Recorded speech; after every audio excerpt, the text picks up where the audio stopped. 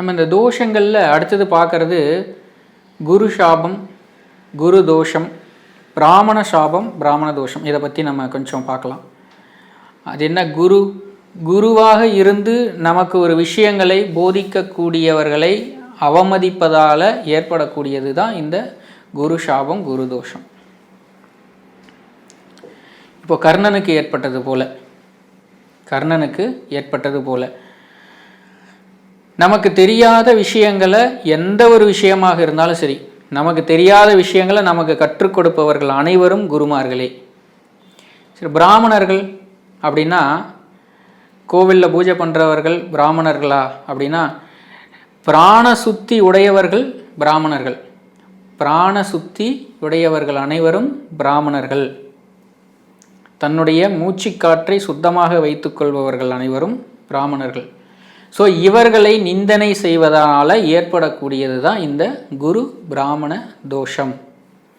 So இது பிரசன்னத்தில் குருவினுடைய நிலையை வச்சு நம்ம இந்த தோஷத்தை கணிப்போம். குருவினுடைய நிலை, குரு 8ஆம் பாவகத்திலோ 12ஆம் பாவகத்திலோ இருக்கும் பொழுது குருவினுடைய கோபமும் குருவினுடைய சாபமும் இருக்குன்னு சொல்லுவோம். அதே குரு ராகு கேதுவோடு இணையும் பொழுது நம்ம குரு சண்டால யோகம்னு சொல்லுவோம்.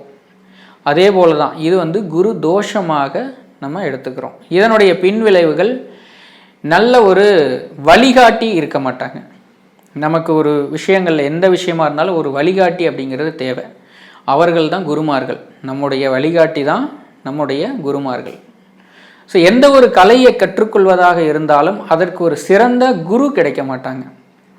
இப்போ நான் இந்த ஜோதிடத்தை கற்றுக்கொள்கிறேன் அப்படின்னா ஒரு சிறந்த குருவை தேர்ந்தெடுத்து அந்த குருக்கிட்ட இருந்து அந்த குருவின் மூலமாக தான் முழுமையாக கற்றுக்கொள்ள முடியும். அதே போல தான் இந்த குரு தோஷம் இருக்கக்கூடியவர்களுக்கு நல்ல குருமார்கள் கிடைப்பது ரொம்ப அரிது. இப்போ இந்த சிறு வயதில் இந்த ஸ்கூல் படிக்கும்போது ஆசிரியர்களை நிந்தனை செய்கிறாங்கல்ல, ஆசிரியர்களை பற்றி தவறாக பேசுறது, ஆசிரியர்களை நிந்தனை செய்கிறது, ஏன் சில இடங்களில் அடிக்கிறது பண்ணுறதெல்லாம் கூட நிறைய இடங்களில் நம்ம பார்க்குறோம். ஸோ இதெல்லாம் இந்த குரு தோஷத்தை ஏற்படுத்தும். ஏன்னா ஆசிரியர்கள் நம்மளுடைய குருமார்கள். ஸோ நம்மளுடைய குழந்தைகளுக்கு நம்ம சொல்லி வளர்க்கணும். நம்மளுடைய குழந்தைகளுக்கு இந்த பிரச்சனைகள் ஏற்படாத இருக்கணும் அப்படின்னா நம்ம அந்த குருமார்கள்கிட்ட எப்படி நடந்துக்கணும்னு சொல்லி வளர்க்கணும். இந்த மாதிரி சொல்லி வளர்க்க தெரியாத பெற்றோர்களுக்கும் இந்த பாதிப்புகள் போய் சேரும். இந்த குரு தோஷம் போய் சேரும். இந்த குரு தோஷம் இந்த குரு தோஷம் நல்ல குருமார்கள் மட்டும்தான் கிடைக்க மாட்டாங்களா அப்படின்னா பொருளாதார ரீதியில் மிகப்பெரிய சிக்கலை ஏற்படுத்தும். இப்போ பொருளாதாரத்துக்குரிய கிரகம் சுக்கிரன் நம்ம சொன்னாலும் கூட பெரிய பணமெல்லாம் குரு தான்.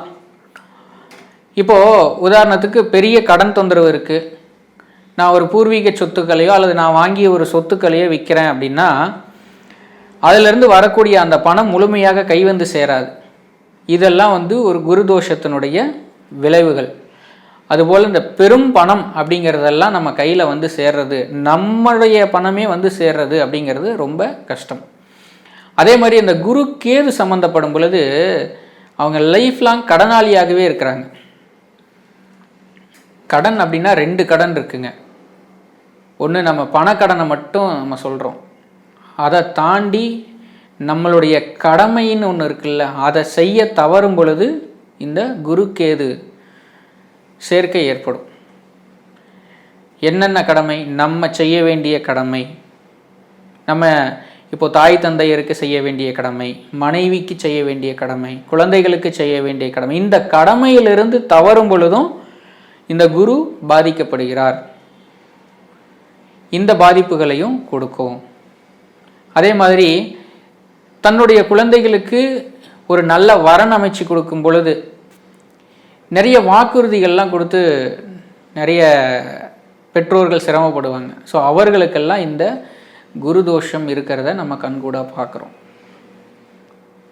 இந்த குரு தோஷம் பிராமண தோஷம் அப்படிங்கிறது ரொம்ப கடுமையான பிரச்சனைகள். கண்ணுக்கு தெரியாது, இதனால தான் ஏற்படுது அப்படிங்கிறது தெரியாமல் நம்மளாம் அனுபவிச்சிட்ருப்போம்.